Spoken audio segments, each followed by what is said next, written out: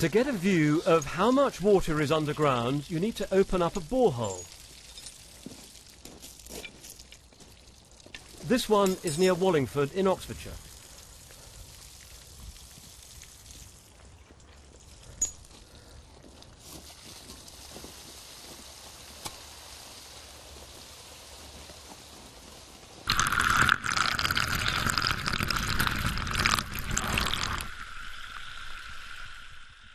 Wow, you can just see the incredible pressure of the water deep underground. There's now so much of it that it's become a source of flooding in itself.